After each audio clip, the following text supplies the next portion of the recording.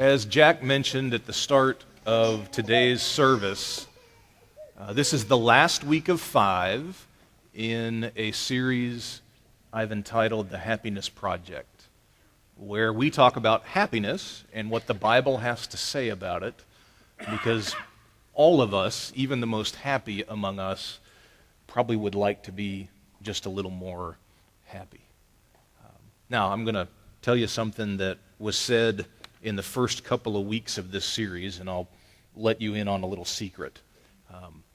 Some of the people here who have been my family's friends the longest, so 7 years, 8 years, maybe the entire 9 years that I've been RiverTree's pastor, would whisper to me or to my wife, you know, it's really kind of funny that Pastor Chris would do a series on happiness. Okay, now see, some of them just laughed. And now you know who at least one of them was, who's sitting right here in the front row. Right. Here's why they laugh. Because I haven't been happy very much of my life. I haven't been that happy as your pastor early on, and it didn't have a lot to do with you. It had a lot to do with me. But what these family friends have said is that in the time that we've known Pastor Chris, he seems better and happier and more contented now than we've ever seen him before in his life. And I would confess to you that that's true.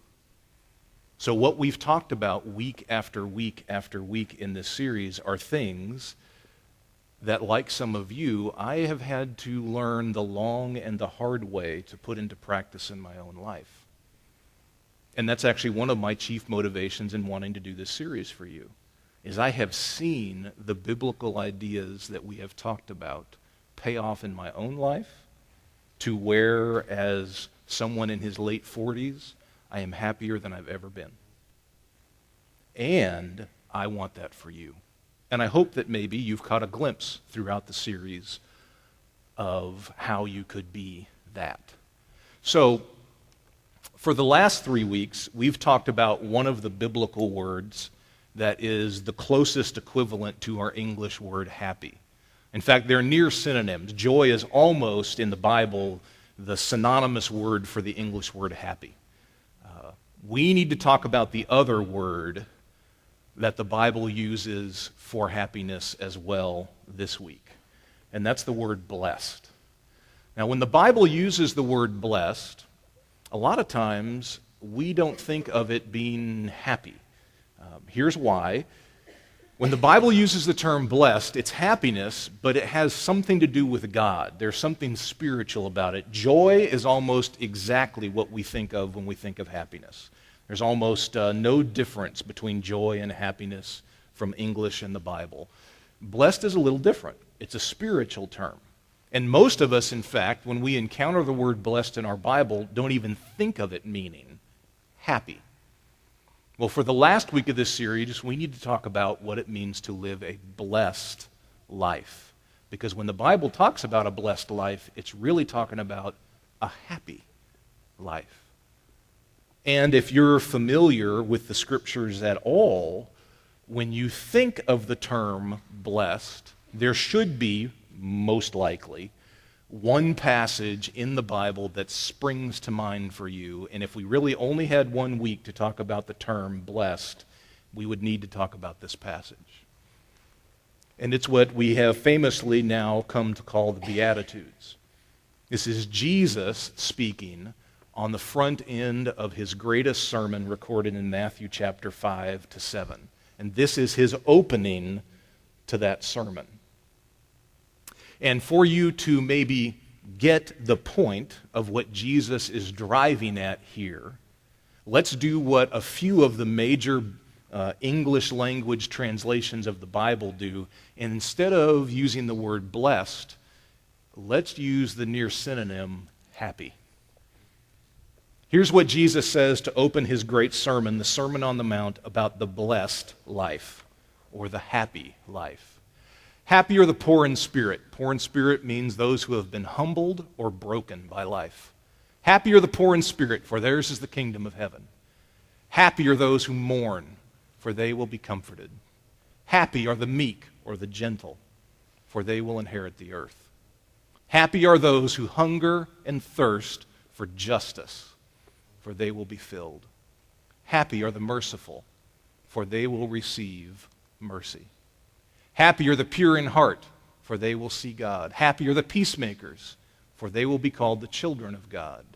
And happy are those who are persecuted for the sake of righteousness, justice, and the right causes in the world. Blessed are people who are persecuted for those kinds of things, for theirs is the kingdom of heaven. Now, every time I reread or reconsider these verses, I am always struck by how counterintuitive, countercultural, and provocative they are. Because when we think about who's happy, we don't think about these kinds of people. And that is exactly why Jesus says what he says here. If you don't believe me about that, here's a way to tap into the provocative power of the Beatitudes. You tell me, I'm going to read to you again the Beatitudes, and then I'm going to contrast them with their opposite. And you just think to yourself, which category, which in the pair do I or my culture around me often associate with happy people? Is it the poor in spirit who are humbled and broken by life, or is it the much in spirit who are full and unbroken and unbowed? Is it the mourners, or is it those who seem impervious to sorrow, their own or the world's? Who do you often think of as being happy? Who does the world around you think of being happy? Is it the gentle, or is it the strong and the pushy who get what they want? Is it those who hunger for justice, or those who hunger for something else? Or those who are indifferent to the cause of justice in the world? Is it the merciful, or is it the unforgiving? Or maybe those who don't think they need mercy? Are the pure in heart the happy, or those who look good on the outside, or those who operate from hidden motives? Are the peacemakers the happy in the world, or the peace wreckers? Or the people who think that peace is somebody else's business, not theirs? And is it really true that those who are persecuted for the sake of justice and righteousness are the happy, or are those of us who are chickens for those causes really the happy? Do you see it? Maybe you would admit with me that I think most of the time I assume that what will make me happy is to be in the right column, not the left one with Jesus. Now, I don't want to talk to you this morning about any one of those Beatitudes. I want to talk to you about all of them, and how it is that Jesus' topsy-turvy, upside-down way of looking at happiness can transform us and offers us a route to happiness that actually works, but doesn't look like the world around us. I'd like to consider with you this morning what Jesus' 3 keys to happiness are, just based on his Beatitudes. Here's the first one, and it is inescapable. According to Jesus, if you want to be a happy person, you have to be a person of character. You have to be a person of virtue. You have to be a person of high morals, his morals, the ones that he lines out in the Beatitudes. If you want to be a happy person, you have to be, you heard me read them, a merciful person, a peacemaking person, a person who's willing to mourn or be persecuted for the right things. Character leads to happiness. Jesus' kind of character leads to blessing or happiness. Now I want you to pause for a minute and think, okay, in my life or in the culture around me, what are all the ways that I or we think I will be happy? What are the routes that we consider to happiness? Well, if I have a job that I enjoy and I don't dread getting up in the morning and going to, if I have the right job that taps into my natural skills and inclinations, then I will be happy. We think this as a culture. If I'm married to the right person who doesn't make me mad or doesn't bore me or doesn't gain too much weight as he or she ages, then I will be happy. If I am able to spend enough time and money on the hobbies that make me well-adjusted and lift my spirits, then I have a happy life. And I don't see that anywhere in the Beatitudes. I'm not telling you that there isn't merit to at least some of what I just said, but that is not Jesus' perspective on happiness. The foundation for him upon which you build a happy life is the character you choose to have. And if you don't choose his route toward his kind of character, according to him, you're never going to be happy. I'll give you everything you want. This is Jesus' wager. I'll give you everything you think you want that will make you happy. The bigger house, the better job, more money in your paycheck or your bank account, the spouse that makes you happy, well-adjusted kids who obey and listen. I'll give you all of that, Jesus says, and here's my wager. You're still not going to be happy if you are not willing to embody and embrace the kind of character I talk about in the Beatitudes. If you are not willing to be a merciful person, there is no chance you're ever going to be happy. Not really. Not in a lasting way. Not in something that is more than fleeting. If you are not willing to be a gentle person, then there is no chance you're going to be happy in an enduring way. If you are not willing to be a peacemaking person, again, there is no chance you will be happy. At some point in your life, maybe it's this morning, maybe it was before this morning, maybe it will be later for you if you're not ready. At some point, you're going to have to decide what you think about the wager of the Beatitudes. Is Jesus right about what he thinks is the foundation of happiness? Is it your character? And namely, is it the character traits that he lines out in these beautiful, poignant verses that we have come to call the Beatitudes? Are you willing to bet your life on it? Because that's what he's asking. Here's one of the great philosophers of the last century said it this way, and summarizes this first basic takeaway from the Beatitudes about happiness. Your character is the basis of your happiness, and happiness is the sanction of your character. You cannot have one without the other. Now here's the good news. Here's the second takeaway from that entire list of the Beatitudes. There isn't anybody in the room who's born with that kind of character. I don't know anybody who comes natural to being gentle or merciful or peacemaking or pure in heart, where their motives and their interior life are as clean and polished as the way we like our outside life to be. I don't know anybody who's born that way. And Jesus doesn't expect that.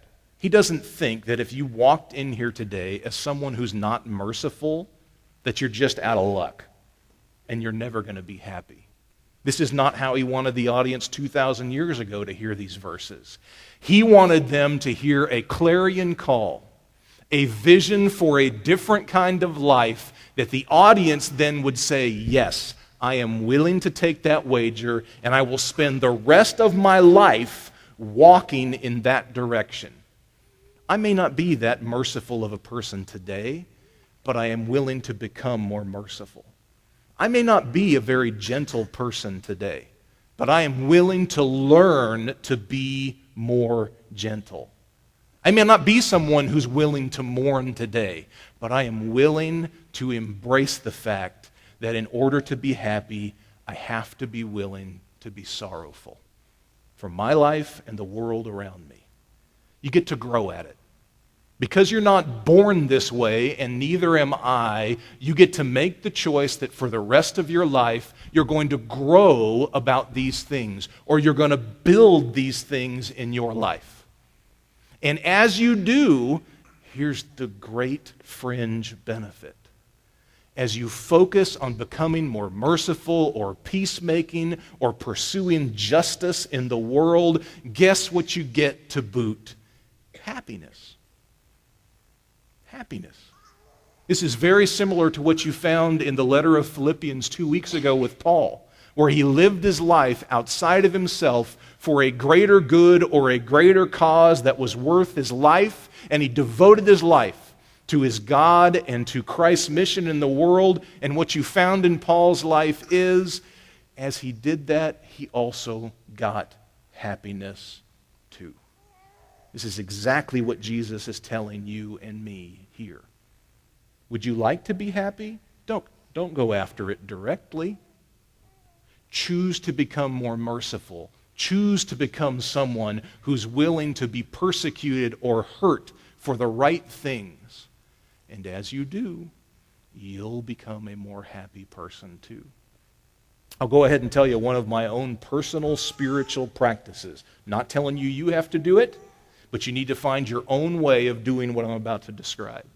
One of my own personal spiritual practices that I know the Beatitudes by heart. I could rattle them off to you right now.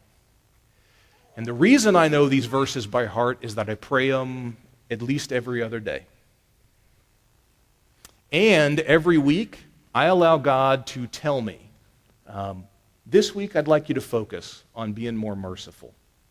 This week I'd like you to focus on hungering and thirsting for the cause of justice in your church, in your job as a pastor, in the lives of the people you minister to, in the world around you. This week, only focus on one of these things. And this week will be the one. And I want you to get a little better at it. I want your eyes to be open a little wider about it. I want your heart to expand a little bit about it. And guess what? As I do this week in and week out, month in and month out, I find I'm a happier person. And that's exactly what Jesus said would happen. I am living proof that the Beatitudes are right. That if you choose to be this kind of person with this kind of character, and you go about trying to build this into your life, you get to be happy too. So if you wanted to take Jesus up on his wager here in the Beatitudes, here's what you need to do.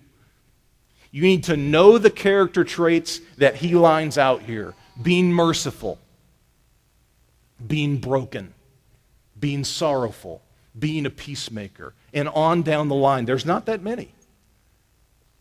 And you, however often you want to do it, need to go back to that list and say, God, which one of these, which two of these would you like me to spend the next week or month of my life pursuing, building into my life? I can't do all of them at once. I'm not that skilled. I'm not that adept. I'm not that apt. Just pick one or two. He's okay with that. It's better than zero. And start to work on that one thing. And I believe what you'll find is that as you do, and you cultivate that kind of character, you're going to find that you're going to be happier too. Here's Andy Rooney from 60 Minutes said it this way. And see if this is not exactly what Jesus is describing in the Beatitudes and the pursuit of this kind of character. Just about everybody wants to live on top of the mountain. What we don't realize is all the growth and the happiness occurs while you're climbing it. It's exactly right. I'm looking at a room full of people this morning who aren't merciful and aren't peacemaking by their nature. You're looking at one too. But all the joy and all the growth occurs as you and I climb the mountain of becoming more that kind of person. Then I have no idea who wrote this, but I found it and I thought, oh, this is so apt, so precise, and on the nose of what Jesus is describing in the Beatitudes. It reads, what if I told you that 10 years from now your life would look exactly the same as it does today? Would you really be happy to be stuck, frozen in time? Doubtful, the author replies, then why are you so afraid of change and growth? Most of you, some of you, I don't know what the right adjective there is. There's at least some people in the room who are afraid of becoming more gentle, more merciful, and more peacemaking. You're afraid of it because you've never been that, or you're not experienced at it. Don't forget this. If I told you that 10 years from now you would have the same exact character that you do today, that should make you unhappy. So don't fear the change that will come to you if you decide you're going to become more of what Jesus lines out in the Beatitudes. One more. When you look at the Beatitudes as a whole, this is inescapable.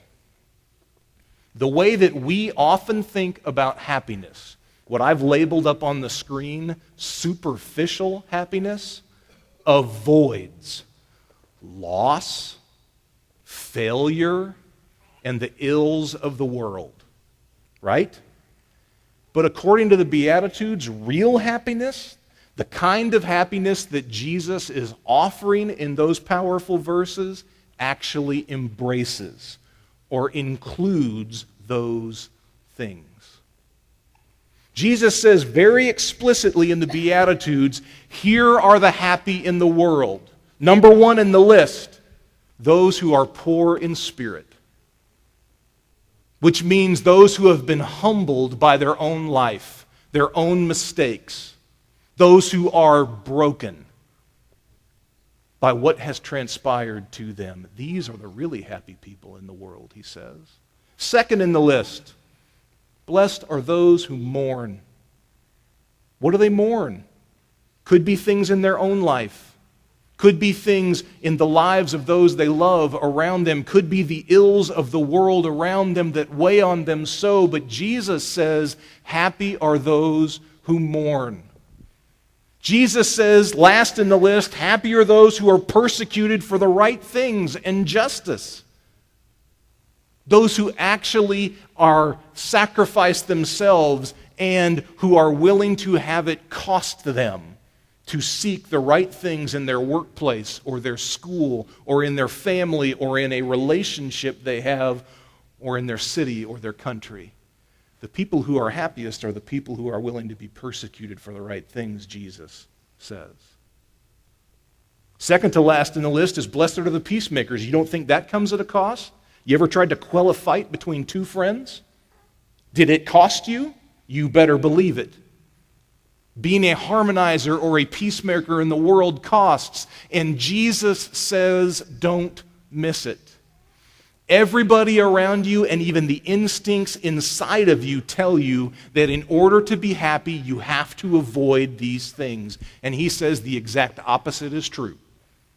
The happiest people you know are the people who are willing to embrace those things or include those things in their lives. You need to be honest with yourself right now, as I've had to be honest with myself.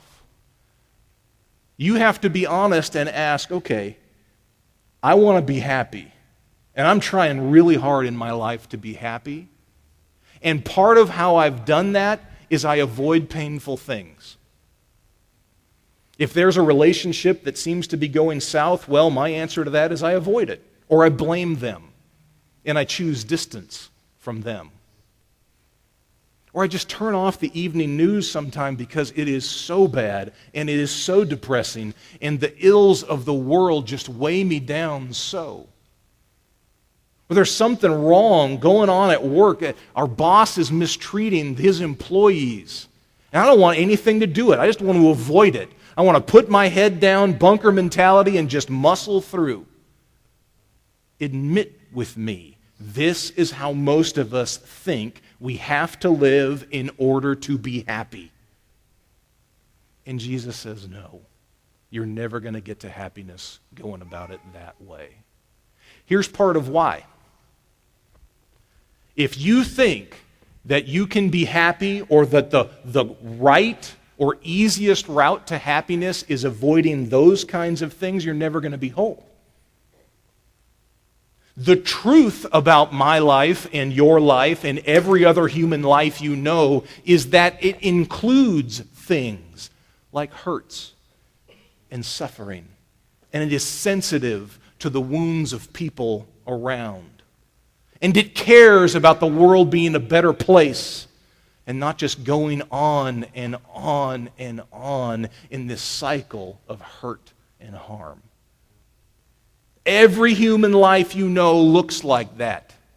Every human life has those things in it. And if you are not willing, here's the quote, Henry Nouwen, if you are not willing to befriend the brokenness of your life, you will never be whole.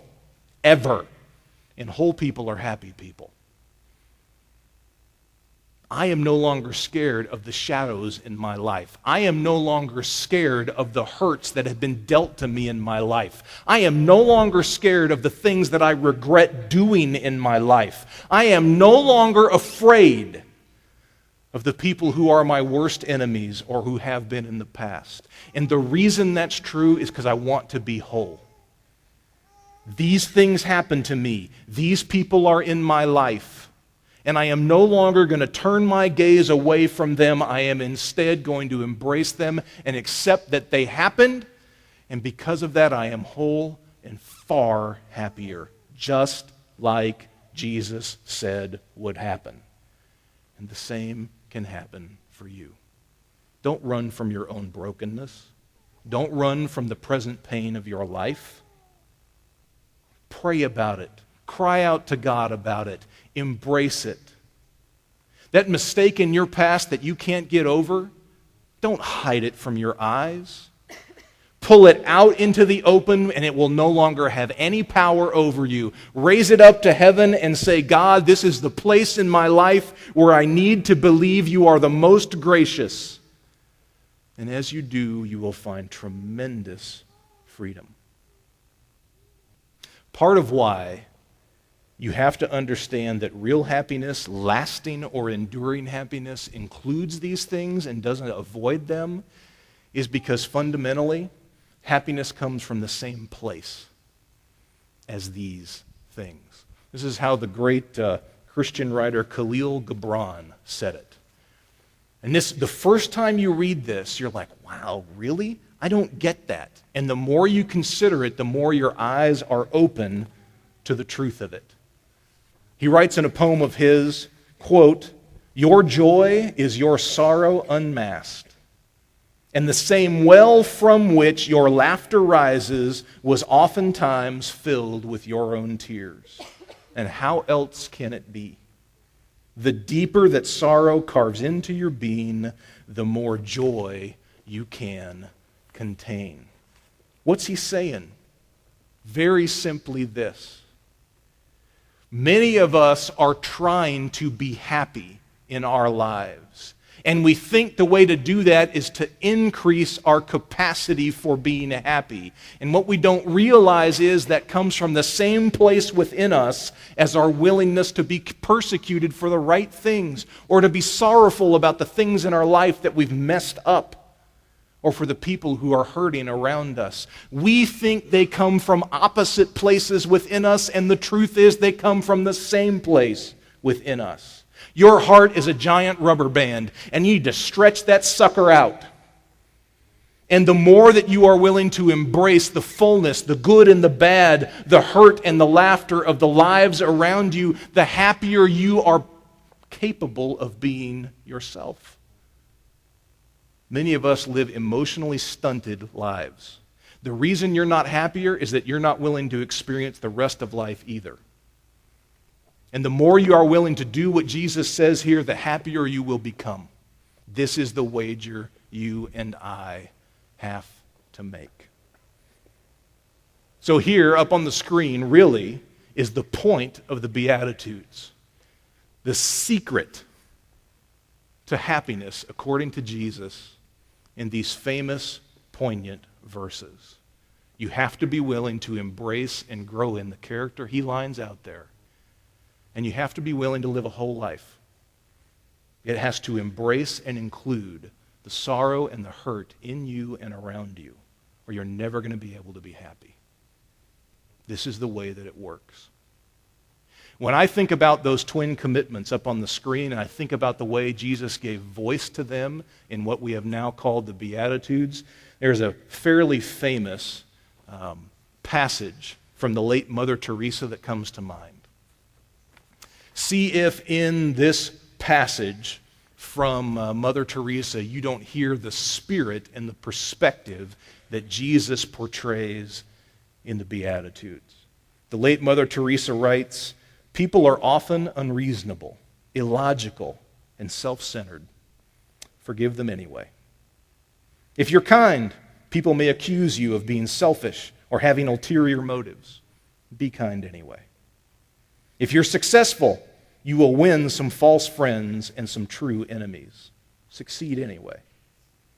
If you're honest and frank, people may cheat you. Be honest and frank anyway.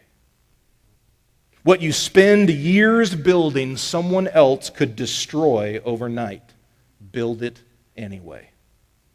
If you find serenity and happiness, others may be jealous. Be happy anyway. The good you do today, people will often forget tomorrow. Do good anyway. Give the world the best you have, and it may never be enough. Give the world your best anyway." You see, in the final analysis, it is really between you and your God. It was never between you and them anyway. Would you take a minute here at the end of the message? Give God some space to speak to you about his route to happiness, the way Jesus communicates it to us in the beginning of Matthew chapter 5. Because according to Jesus, this is the only way you and I can have lasting, enduring happiness. Would you pause and pray, and then I'll pray for us all.